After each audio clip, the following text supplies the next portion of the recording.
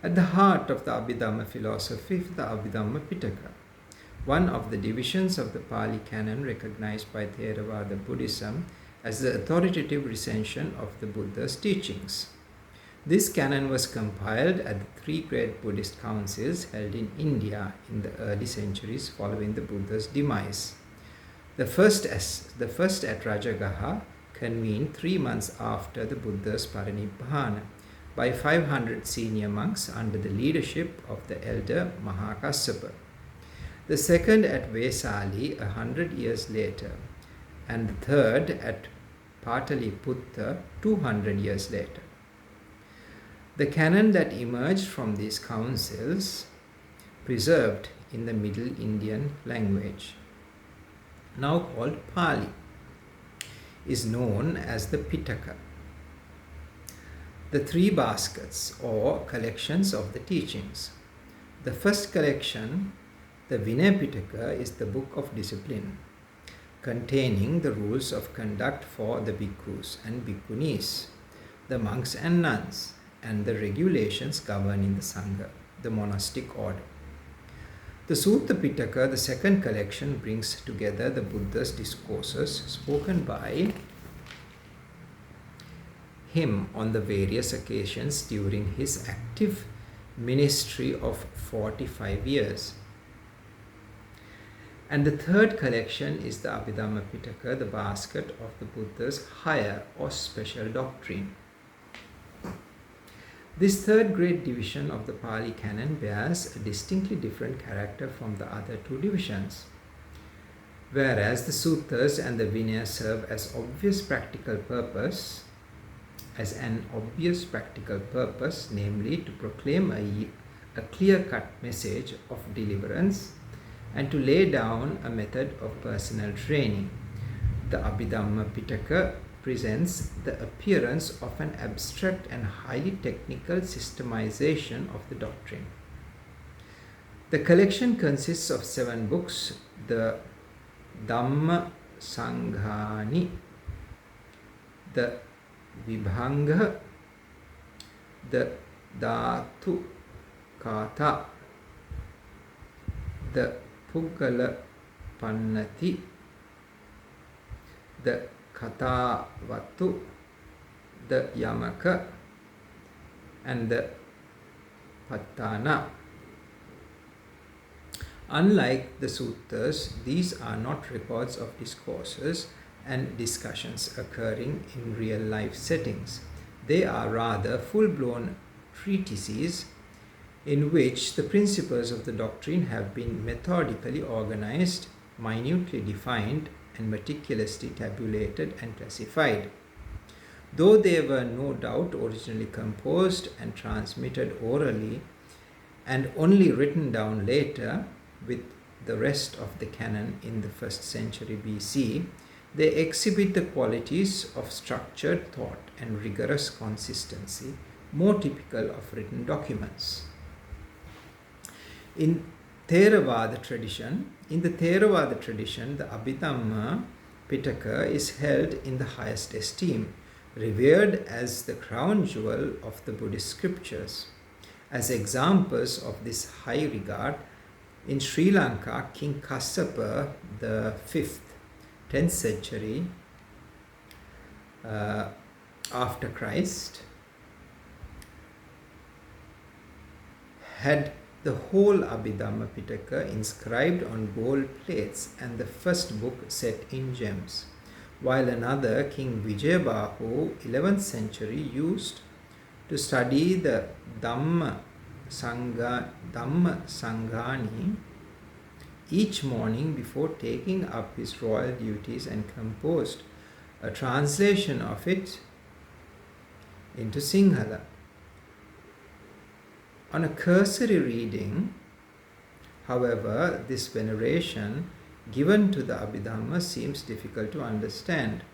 The texts appear to be merely a scholastic exercise in manipulating sets of doctrinal terms, ponderous and tediously repetitive.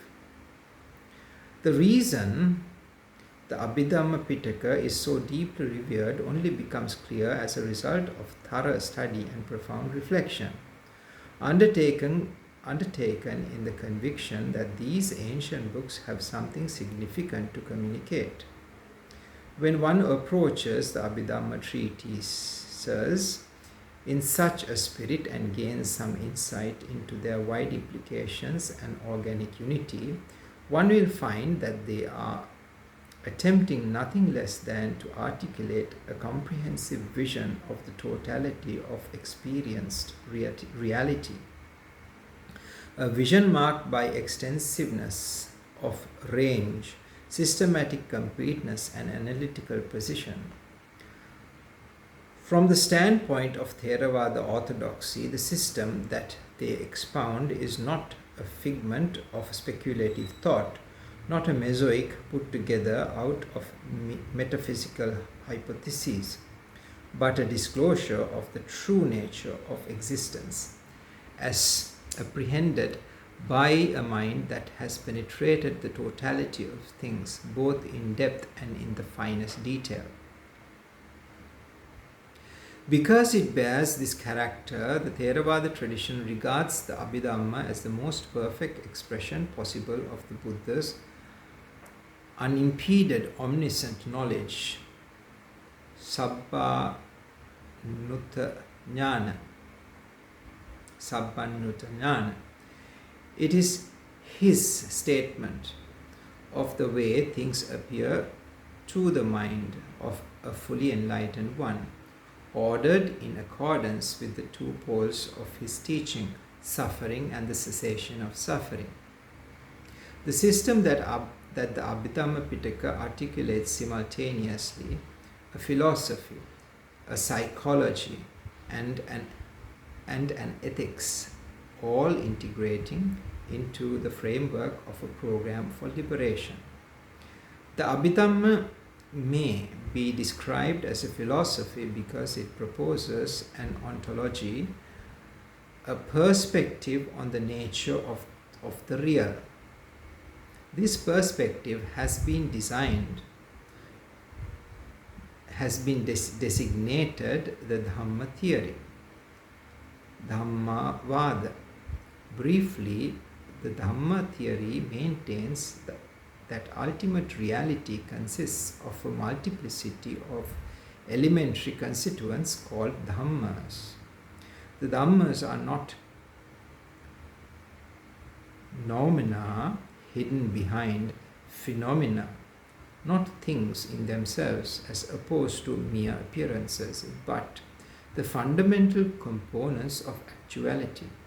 The Dhammas fall into two broad classes: the unconditioned Dhamma, which is solely Nibbana, and the conditioned Dhammas, which are the momentary mental and material phenomena that constitute the process of experience. The familiar world of substantial objects and enduring persons is, according to the Dhamma theory, a conceptual construct fashioned by the mind out of the raw data provided by the Dhammas. The entities of our everyday frame of reference possesses merely a consensual reality derivative upon the fundamental stratum of the Dhammas.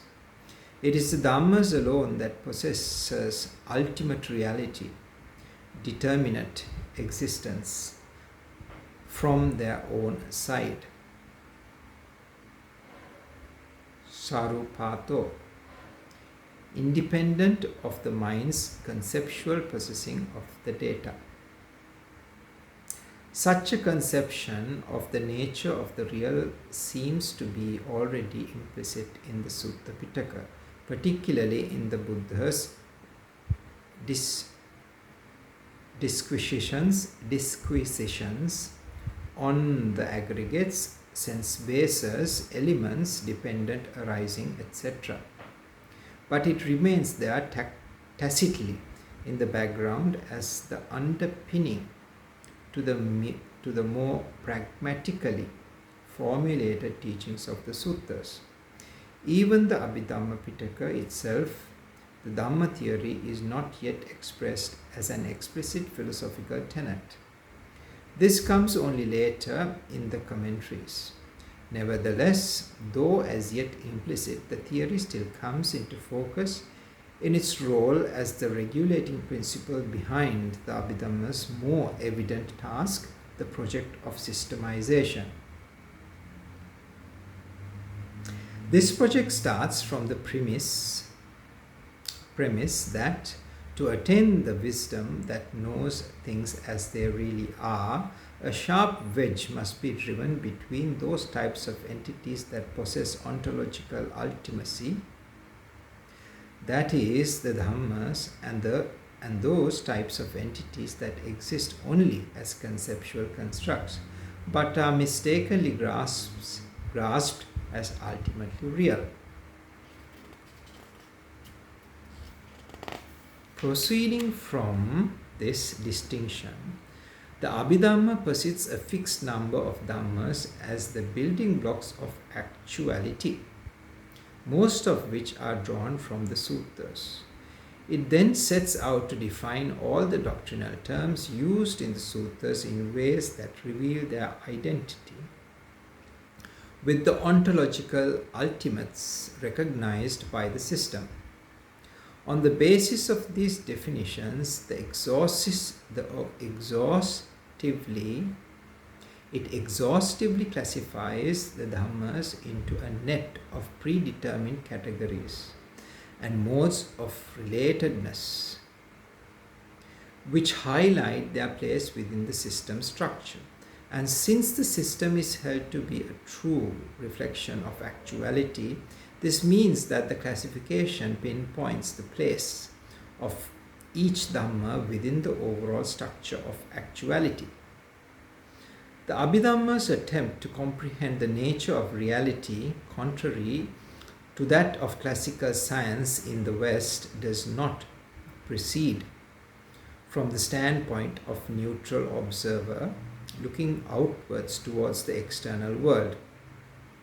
The primary concern of the Abhidhamma is to understand the nature of experience, and thus the reality on which it focuses is conscious reality, the world as given in experience, comprising both knowledge and the known in the wider sense.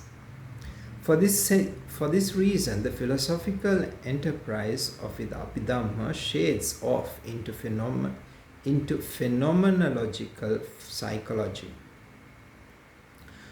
To facilitate the understanding of experienced reality, the Abhidhamma embarks upon an elaborate analysis of the mind as it presents itself to introspective meditation. It classifies consciousness into a variety of types, specifies the factors and the functions of each type, correlates them with their objects and psychological basis, and shows how the different types of consciousness link up with other and with material phenomena to constitute the ongoing process of experience. This analysis of mind is not motivated by theoretical curiosity, but by the overriding practical aim of the Buddha's teaching, the attainment of deliverance from suffering. Since the Buddha traces suffering to our tainted attitudes, a mental orientation rooted in greed, hatred, and delusion, the Abhidhamma's phenomenological psychology also takes on the character of a psychological ethics. Understanding the term ethics not in the narrow sense of a code of morality, but as a complete guide to noble living and mental purification. Accordingly, we find that Abhidhamma distinguishes states of mind principally on the basis of ethical criteria. The wholesome and the unwholesome, the beautiful factors and the defilements. Its schematization of consciousness follows a hierarchical plan that corresponds to the successive stages of purity, to which the Buddhist disciple attains by practice of the Buddha's path. This plan traces the refinement of the mind through the progression of meditative absorptions, the fine material sphere and immaterial sphere jhanas, then through the stages of insight and the wisdom of the supermundane paths and fruits. Finally, it shows the whole scale of ethical development to cultivate in the perfection of purity attained with the mind's irreversible emancipation from all defilements. All three dimensions of Abhidhamma, the philosophical, the psychological and the ethical, derive their final justification from the cornerstone of the Buddha's teaching, the program of liberation announced by the Four Noble Truths. The ontological survey of dhammas stems from the Buddha's injunction that the noble truth of suffering, identified with the world of conditioned phenomena as a whole, must be fully understood. Parineya. The prominence of mental defilements and requisites of enlightenment on its schemes of categories, indicative of its psychological and ethical concerns, connects the Abhidhamma to the second and fourth noble truths, the origin of suffering and the way leading to its end. And the entire taxonomy of dhammas elaborated by the system reaches its consummation in the unconditioned element, asankata dhatu, which is nibbana, the third noble truth, that of the cessation of suffering.